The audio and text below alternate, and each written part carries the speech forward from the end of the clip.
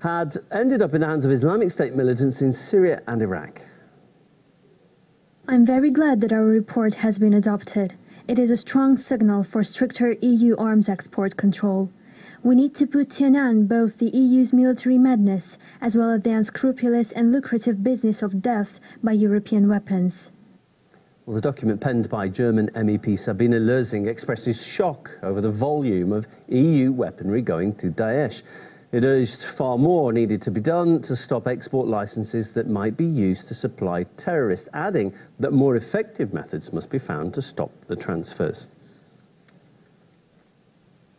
OK, let's bring in Mike Raddy. He's the co-editor of the online website BS News. Good to speak to you, as always, Mike.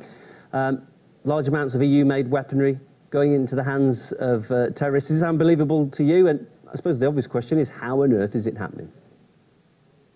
It's certainly not unbelievable to us. We've been hearing reports about this for years.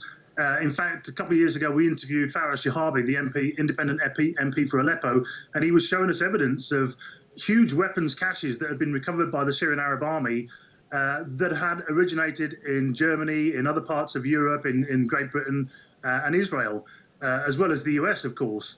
Although I welcome this report and any kind of restriction, I think it comes it's too little and way too late, really, because the damage has already been done. We see the casualty figures in Syria from the likes of ISIS and Al-Qaeda and affiliate groups who have been beneficiaries of these weapons transfers. It actually all stems from the Al Yamana arms deal between the UK and Saudi Arabia back in the 80s. This was during the Thatcher regime time in London in power.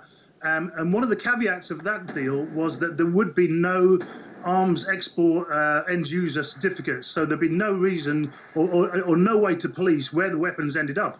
So we were selling weapons and ammunition to Saudi Arabia, knowing full well that they might end up in the arms of terrorists or in the hands of other repressive regimes.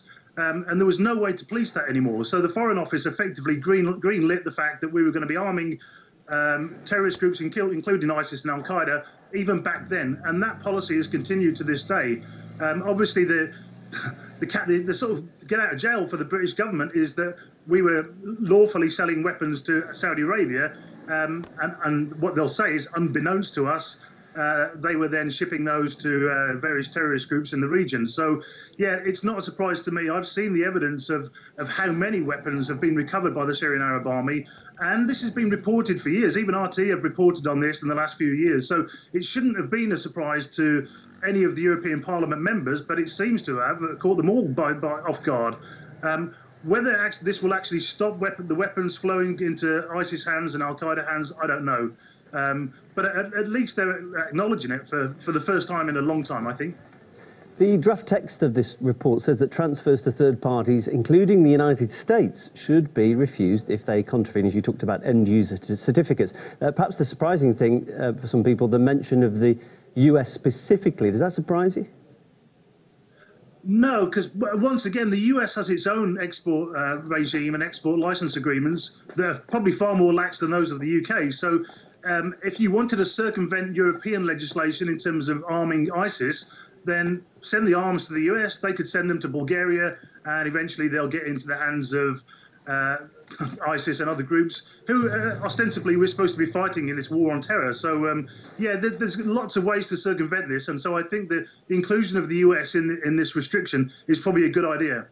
Do you think that the EU would have named the US if relations between the two hadn't been so prickly at the moment? Yeah, possibly not.